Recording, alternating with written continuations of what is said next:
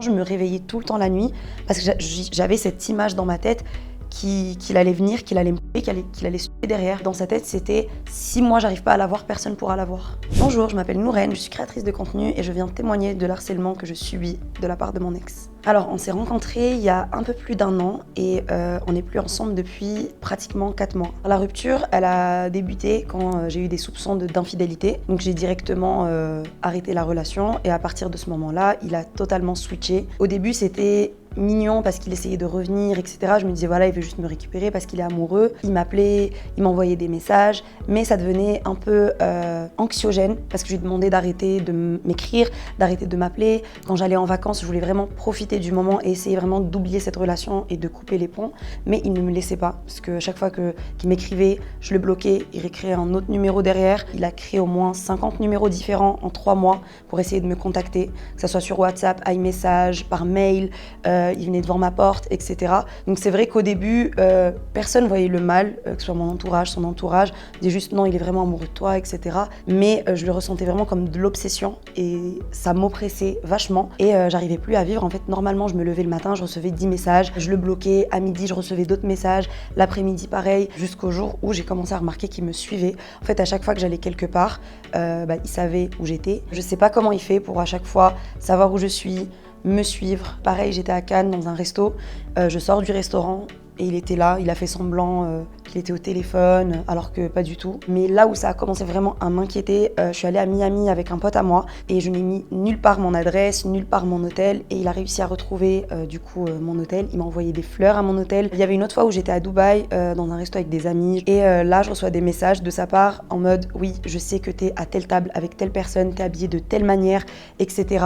T'es avec qui, c'est qui le mec à ta droite, etc. Donc ça commençait vraiment à me faire peur. C'est vrai qu'à chaque fois que je voyageais, il réussissait à me faire suivre ou à savoir où j'étais. Pendant 3 mois, il savait où j'allais, par où, ce que je prenais. Donc il connaissait le numéro de mes vols et il m'envoyait tout le temps un chauffeur 3 heures avant mon vol qui venait me récupérer devant ma porte. Donc à chaque fois, on sonnait chez moi. Il disait bonjour, je suis votre chauffeur, c'est telle personne qui m'a envoyé. La chose la plus flippante qu'il ait fait, c'était de venir devant ma porte. En fait, je répondais pas. Il savait pas que j'étais chez moi.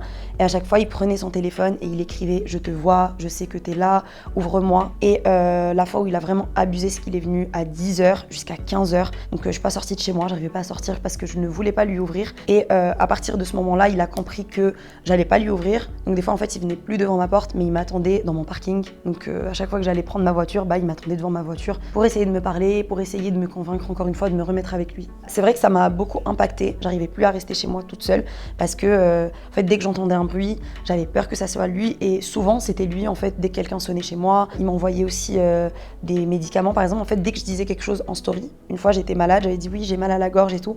1 heure plus tard, il y a une pharmacienne qui est venue devant ma porte et qui m'a déposé des médicaments. Il n'a jamais été forcément violent physiquement, à part une fois, j'étais en soirée avec des amis. Encore une fois, je ne sais pas comment il a fait, mais il m'a retrouvée, il est venu, il était derrière moi. Et au moment où je suis allée aux toilettes avec un ami à moi, il est passé par derrière, il m'a attrapé le bras, il m'a tiré et il m'a frappé à la tête. Donc c'était la seule fois où il a été violent. Et ce jour-là, en fait, ça m'a un peu trigger parce que je me suis dit, en fait, il est capable de me faire du mal. J'avais vraiment peur qu'il vrille et qu'il me tue et qu'il se tue derrière. Je pense que c'est une personne qui est très imprévisible et à un certain moment, je me réveillais tout le temps la nuit parce que j'avais cette image dans ma tête qu'il allait venir, qu'il allait me couper, qu'il allait se tuer derrière parce que je pense que dans sa tête, c'était si moi, j'arrive pas à l'avoir, personne pourra l'avoir. Ça m'a vraiment perturbée quand il a commencé à s'attaquer à mes amis parce que mes amis du coup tous les jours ils venaient, ils me disaient voilà il m'a écrit, voilà il a fait ça et du coup dès que quelqu'un m'écrivait je me disais oh non j'espère qu'il l'a pas contacté, j'espère qu'il est pas parti voir telle personne. En fait j'avais déjà déposé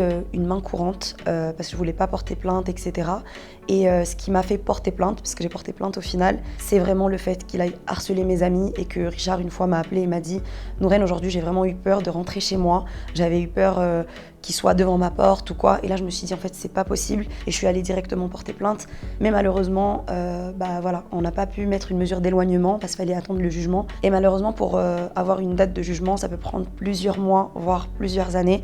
Et à ce moment-là, je me suis dit, ok, j'ai pas d'autre choix que d'en parler sur TikTok. Et à partir de ce moment-là, je me suis sentie libre. Vraiment, je me suis sentie libre parce que j'ai eu un soutien incroyable de la part de ma communauté. Ça s'est un peu calmé depuis que j'ai fait cette vidéo TikTok et je revis parce qu'il vient plus devant ma porte, etc.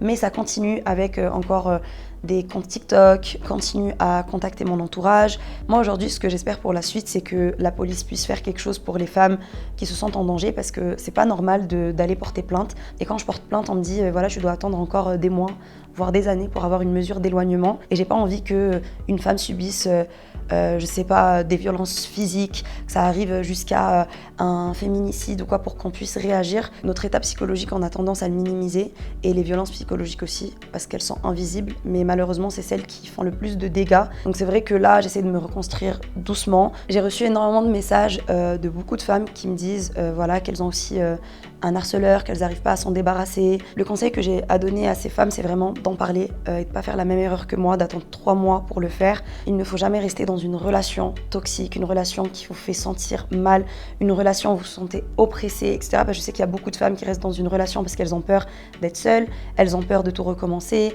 elles ont peur de ne pas retrouver mieux, mais il y a toujours mieux. Et c'est pas grave d'être seule, c'est trop bien. Aujourd'hui, je suis toute seule et je vis ma best life. Regardez mon sourire.